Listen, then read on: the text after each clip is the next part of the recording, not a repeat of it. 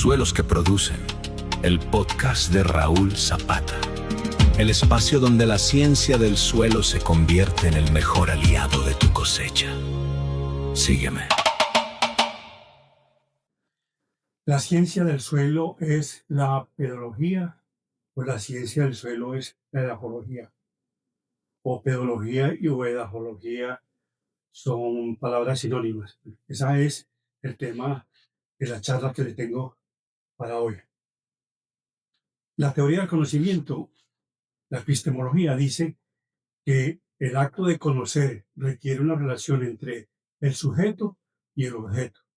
El sujeto, mediante las facultades intelectuales, acepta las cualidades del objeto, generando una representación mental, mientras el objeto permanece independiente. O sea, objeto y sujeto son independientes, pero uno se apropia de los conceptos y de conocimientos que le genera el objeto. Es para poder definir si es edapología o si es pedología. Miremos entonces qué es la ciencia del suelo, o en otras palabras, cuál es el objeto de conocimiento de la ciencia del suelo. Y en base a eso comparamos entonces la pedología y la edafología. Veamos definiciones. ¿Qué dice Ray Forest? Ray Forest dice que el suelo es la capa superior de la superficie de la Tierra. Dice que la parte orgánica y la parte inorgánica hacen parte del suelo y que la parte inorgánica se transforma mediante la meteorización, que hay problemas de lixiviación. Pero lo que me llama la atención de esta definición es que dice que los métodos de labranza pueden hacer suelos, ya que el hombre puede hacer suelos. La FAO, ¿qué dice de lo que es un suelo?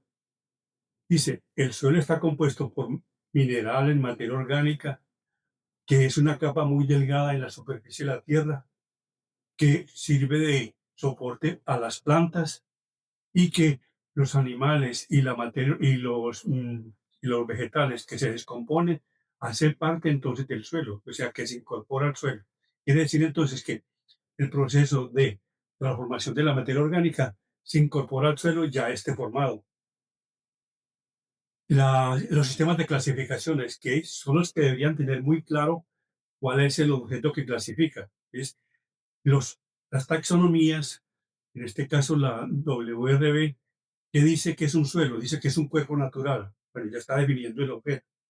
Pero dicen que tiene unos constituyentes minerales y orgánicos y que esos constituyentes minerales y orgánicos forman la estructura del suelo y que además cambia constantemente. ¿Qué dice el sistema de clasificación de los Estados Unidos, de la USDA? Dice, el suelo es un cuerpo natural, como lo dice también la anterior taxonomía. Pero también dice algo bien importante, que además de ser un cuerpo natural, ocurren adiciones, ocurren pérdidas, ocurren translocaciones y transferencias, o sea, unos procesos en ese cuerpo natural. Pero al final dice que también el suelo es que puede soportar plantas, es todo aquello que puede soportar plantas en ambientes naturales. Pero mire que hemos visto estas anteriores definiciones. Una dice que el hombre puede hacer mediante labranza suelos, otros dicen que el sitio donde se siembran plantas, ya que no tenemos entonces desde la epistemología cuál es el objeto de conocimiento para poder tener realmente una ciencia del suelo. Entonces quedamos en una duda muy grande, o sea, ¿cuál es la definición de la ciencia del suelo como lo define la epistemología? ¿Cuál es el objeto? O sea, ¿qué es realmente el suelo? Miremos entonces desde sus inicios cómo ha ido evolucionando esta definición que les voy a presentar más tarde. Cuchayev lo consideramos el padre de la ciencia del suelo. Dice que el suelo es un cuerpo natural. O sea, esto fue tomado posteriormente por la taxonomía de la Secretaría de Agricultura de los Estados Unidos, que el suelo es un cuerpo natural. Ahora, una cosa importantísima, la definición que hace Kuchayev, dice que tiene un lugar independiente en la corteza terrestre. Esto es fundamental porque me está diciendo entonces que la ciencia del suelo, el objeto de conocimiento de la ciencia del suelo, ese cuerpo natural, lo puede distinguir de un depósito geológico, o sea, que son independientes completamente, un depósito geológico y un suelo. Y además una cosa importante. Dice que si la vida no está incorporada en su génesis, en su formación, este no será suelo, sino que será una roca. ¿Ves? Fundamental ese aporte que hace Buchayé en la definición de suelo. Más tarde definió el suelo como un cuerpo independiente, natural y en evolución bajo el grupo de 5 factores. Y mire que ya vamos construyendo una definición. Cuerpo natural. La Secretaría de Agricultura de Estados Unidos dijo que suceden 4 procesos: pérdidas, translocaciones, transferencias y translocaciones. Y además lo está diciendo Don Cuchayé, que hay unos factores que ayudan a que se forme el suelo. Jenny entonces ayuda mucho porque hace una ecuación, dice, y la llama la ecuación de los factores formadores de Jenny, y dice que el suelo es una función del clima, de los organismos, del relieve, del material parental y del tiempo. Ya me está diciendo entonces que el suelo o cualquier proceso que ocurra en el suelo, yo lo puedo asociar entonces a estos factores formadores del suelo. Mire entonces que estamos entonces en una relación causa-efecto. ¿Ya? ¿Cuáles son las causas? Los 5 factores. ¿Cuál es el efecto? Los procesos. ¿Dónde se ven esos procesos? En el perfil del suelo. Entonces, tenemos una relación causa-efecto. Factores formadores del suelo. Tenemos procesos que ya habíamos mencionado y que vemos en el perfil del suelo. Todo eso tiene que estar reflejado entonces en la definición de suelo. La definición de suelo que podemos encontrar, ¿no?, revisando la literatura, es esta. El suelo es un cuerpo natural con una génesis definida por 5 factores: el clima, biota, relieve, material parental y tiempo, que desencadenan unos procesos: adiciones, pérdidas, transformaciones y translocaciones, y que le confieren una morfología, o sea, los factores, causas, los efectos, los procesos, y que eso se va a reflejar en el perfil del suelo, una morfología. Pero además, también dice que tiene unas propiedades químicas, físicas y bioorgánicas que lo diferencian del material subyacente. Mire que ya tenemos realmente un objeto de conocimiento, tenemos una definición de suelo para poder entonces, como dice, que el suelo realmente es el objeto, pues una unidad tridimensional de menor tamaño, apta para describir los rasgos de los horizontes del suelo, o sea, esos procesos que ocurren y que observamos en el perfil. Vemos entonces esto, que para cada paisaje yo tengo entonces unos pedones, una suma de pedones, el polipedón, que me identifica entonces ese cuerpo natural. Entonces, ese cuerpo natural va a estar reflejado entonces a esos factores, y en este caso a esos factores que están en un paisaje determinado.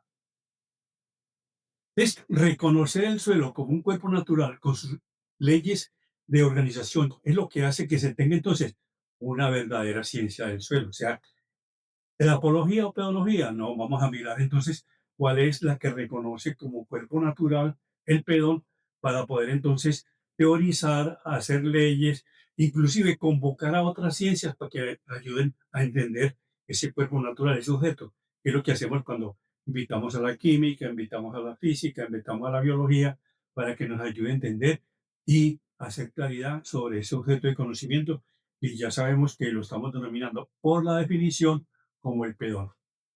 Es ese cuerpo natural que permite hacer mapas del suelo, porque si yo voy al campo, identifico ese cuerpo natural, yo puedo hacer mapas del suelo.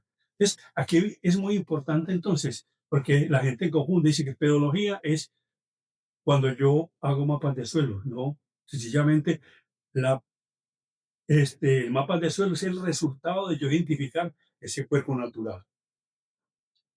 Los factores también ayudan, por ejemplo, en este caso el material parental. Yo puedo distinguir 3 materiales parentales en ese talud. Y esos materiales parentales, ¿cómo han influido en la formación de ese suelo actual que tengo en la parte superior?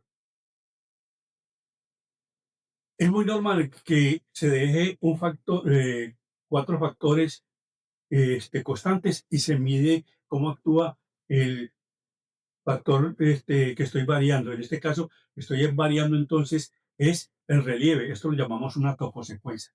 Y podemos ver entonces que en esta toposecuencia, en cada posición del paisaje, en cada posición fisiográfica, yo tengo determinado tipo de suelo. Es donde observé eso. Lo observo entonces en los perfiles que estoy describiendo. El tiempo, por ejemplo, está muy asociado al desarrollo de horizontes. En la horizonación, el resultado entonces de la acción del tiempo. Y un proceso, por ejemplo, en este caso, ¿cómo me explico yo esa condición glazada, esa condición reductora, ese color gris? ¿Por qué? Porque el hierro más 3 pasó al hierro más 2. Yo tengo que tener entonces en los factores y en los procesos explicación. ¿Qué pasó ahí? En este caso, por ejemplo, hay una condición de ausencia de oxígeno. Porque hay una ausencia de oxígeno. Porque, por ejemplo, hay un freno hidráulico que permite entonces que el oxígeno sea eliminado y únicamente haya condiciones este, de bajo contenido de oxígeno o ausencia de contenido de oxígeno. Pero hay algo más importante ahí. ¿Quién dio los electrones para que al hierro más 3 pasara a hierro más 2? O sea, ¿quién aportó? Mire que tengo que convoco la química. En este punto convoco entonces los procesos de oxidorreducción para explicarme esa condición de reducción y esa glasización o ese horizonte glazado que es característico de esas condiciones reductoras.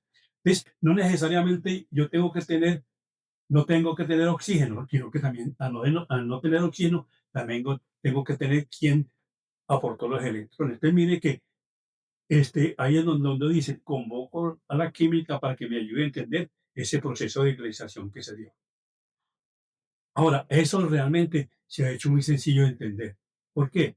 Porque se han creado unas letras mayúsculas para identificar cada horizonte. Es, cada horizonte tiene el horizonte O orgánico, el A en la parte superior, un horizonte de pérdida, el horizonte E, un horizonte B y un horizonte E. Podemos mirar. Pero lo más importante es que al lado de esa letra, en la parte inferior de esa letra, en la parte derecha, yo pongo letras minúsculas para identificar el proceso. Entonces, mire que la definición me está permitiendo a mí, este objeto natural, la definición que yo estoy haciendo con el objeto natural, me está permitiendo entender los procesos. En este caso, por ejemplo, tengo un BW. ¿Qué significa eso? Que de un suelo que está ya desarrollando estructura. Pero, importantísimo ahí, que vuelve y se me repite la A, pero el A es enterrado. ¿Qué quiere decir entonces? Que en ese suelo hubo un depósito y que de ese depósito se formó el suelo actual y que debajo quedó un suelo enterrado y que entonces tengo un suelo A sub B, tengo el suelo que el A sub B, tiene un B también que empezó a desarrollar estructura. Y mire la ventaja entonces de yo poder entender el horizonte, entender los procesos, pero eso es ¿por qué? Porque estoy guiado por la definición de suelo, que es un cuerpo natural donde actúan los factores que son las causas, genera unos procesos que son los efectos, y eso lo veo entonces en dónde? En el perfil del suelo. Ahí se refleja. Y mire que estamos entonces ayudados ¿por qué? Por una definición que nos permite entonces ir entendiendo qué ha sucedido en el desarrollo y la formación de ese suelo. Algo muy mal entendido y que uno realmente se queda sorprendido de las barbaridades que están hablando sobre las sustancias húmicas y el humus del suelo.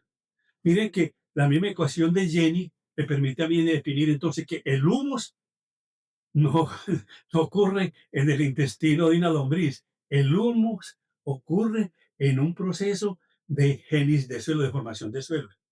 ¿Por qué? Porque actúa el clima, actúa los organismos, la biota, actúa el relieve, actúa el material parental y actúa el tiempo. Entonces, mire que la humificación es un proceso de formación de suelo.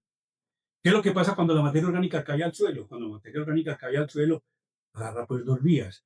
Una de la mineralización y la otra de vía humificación en el proceso pedogenético. ¿Qué pasa cuando se mineraliza? Esa materia orgánica suelta los nutrientes, pero el carbón se va. O sea que si yo hago agricultura orgánica utilizando material fresco, estiércoles, para poder que caigan al suelo, se mineralicen y nutran la planta, yo no estoy haciendo secuestro de carbono. O sea que hacer agricultura orgánica, donde yo la estoy utilizando, la materia orgánica como fertilizante, realmente el carbón vuelve otra vez como CO2 al aire. ¿Cómo yo hago secuestro de carbono?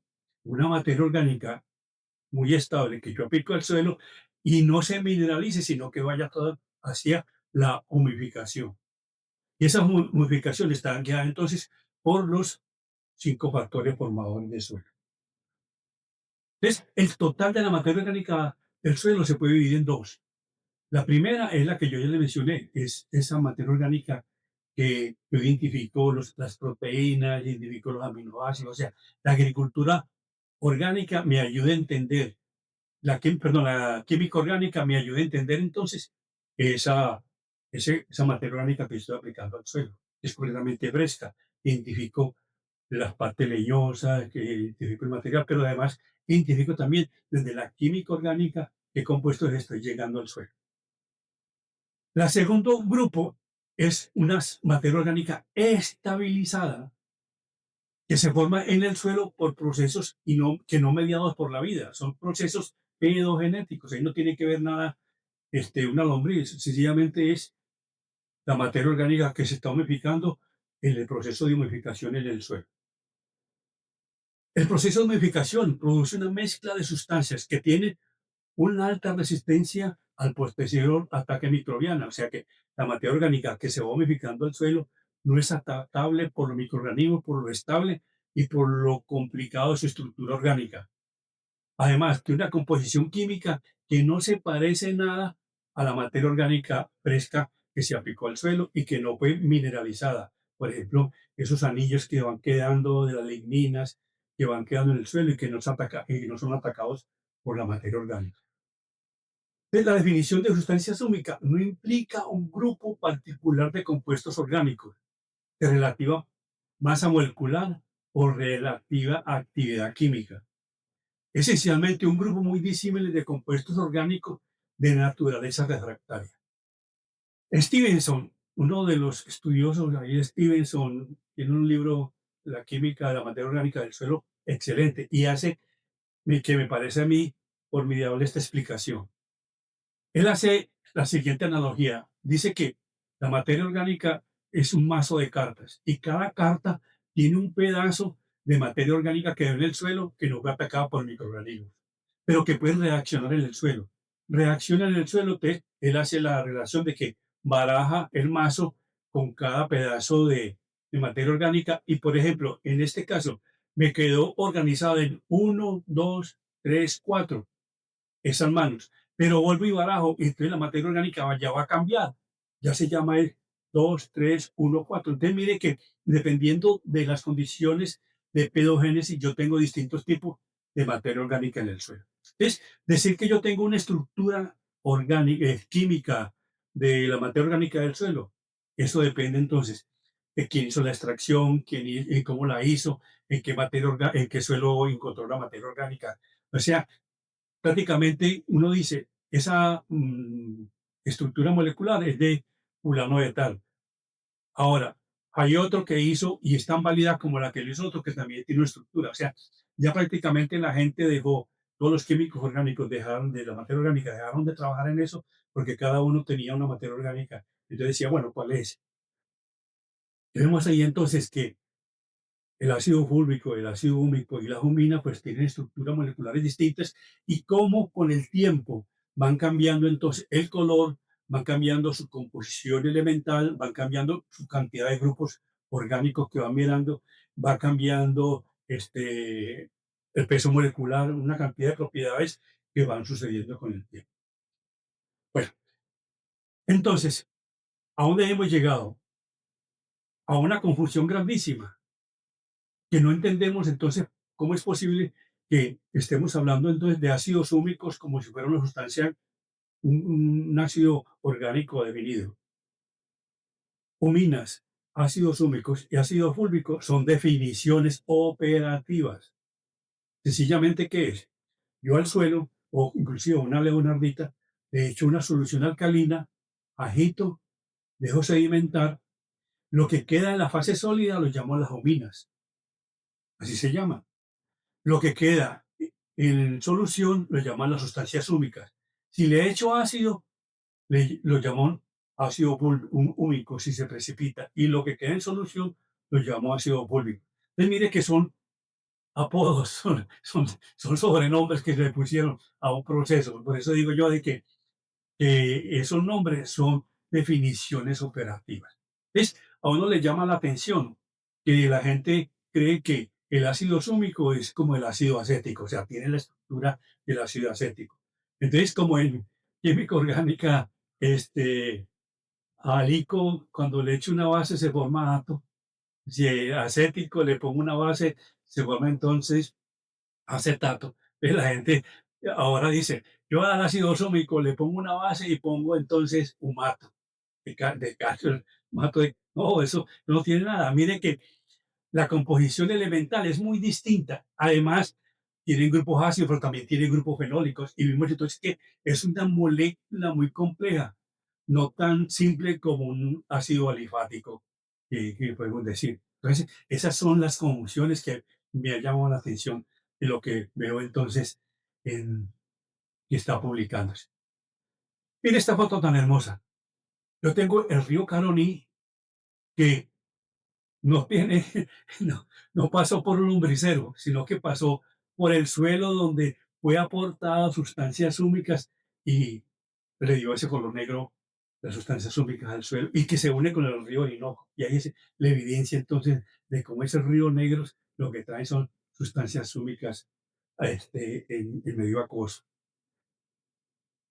Yo les había dicho entonces que esta definición permite convocar también a otras ciencias. En este caso estoy convocando a la física, a la química y a la biología para que me ayude a discernir y a entender más ese cuerpo natural. Entonces, mire las propiedades físicas. Sabemos que las propiedades físicas que están asociadas ¿qué? Al material parental. Si el material parental es arenoso, pues yo tengo texturas arenosas. Si el material parental es un depósito de arcillas o son unos minerales primarios que al alterarse forman arcilla, yo puedo entonces tener suelos de textura arcillosa. Entonces, eso me permite a mí entonces mirar en la definición, cuando yo estudio las propiedades físicas, relacionarlo entonces a los factores formadores del suelo. Lo mismo hago con la química. Le digo a la química general, mire, dentro de la definición que hay de ácidos y bases, dentro de la definición que hay de oxidación, reducción, venga, ayúdeme a entender los procesos que están ocurriendo en la química del suelo. O sea que la química teórica, la química general y la química del suelo se unen para poder entender y ayudar a explicar ese cuerpo natural. Lo mismo podemos hacer con las propiedades biológicas. Llamar entonces a la biología para que me ayude a entender ese mundo maravilloso de la biota del suelo, cómo funciona.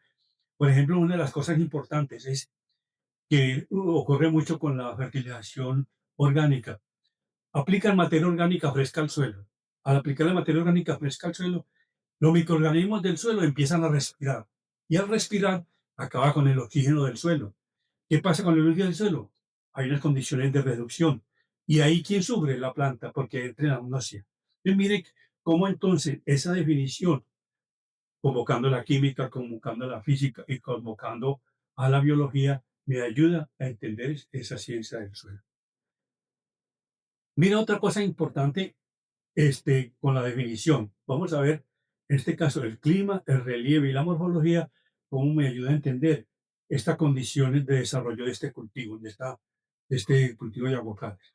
Vimos entonces las condiciones tan precarias como estamos, vimos las raíces completamente en las condiciones guisantes, evitando ese mal drenaje que está allá abajo. Pero ese mal drenaje está asociado a qué? A un gleisado. Pero, ¿qué pasa? Si yo siembro el aguacate en la parte superior de la vertiente, el agua va a circular y no va a inundar y no va a tener condiciones de angoscia en el cultivo. Entonces, mire cómo el relieve, las condiciones climáticas y las genes del suelo me explicó qué estaba pasando entonces con ese cultivo que ya lleva casi 3, 4 años y realmente no progresaba. ¿Ven? Eso, ¿cómo lo podemos ver entonces? Con la definición de suelo. ¿Ves? Hasta aquí podemos entonces decir que la pedología es la ciencia del suelo, porque es el que tiene el objeto de conocimiento, el pedón, ese cuerpo natural. ¿Y qué es la edafología? Es el uso agronómico del suelo. Y si yo tengo los conceptos de pedología claro, ¿qué puedo hacer? un buen trabajo edafológico, o sea, puedo hacer una buena edafología. Pero eso no lo estoy inventando yo. Eso ya, inclusive antes de Dokuchayev, ya Palo ya había dicho lo siguiente. Palo indica que el conocimiento científico del suelo, la pedología, es una descripción natural del suelo, sin tener en cuenta su vínculo con el reino vegetal y sin preocuparse por su uso con fines comerciales. Esa es realmente la pedología. ¿Y qué es la edafología? La ciencia agrícola o edafología es el conocimiento del suelo con relación con las plantas y su utilización agrícola. Y mire entonces que ya tenemos una claridad aquí, que la ciencia del suelo es la pedología y que la edafología es el uso agronómico del suelo. Eso lo voy a ampliar en una charla posterior.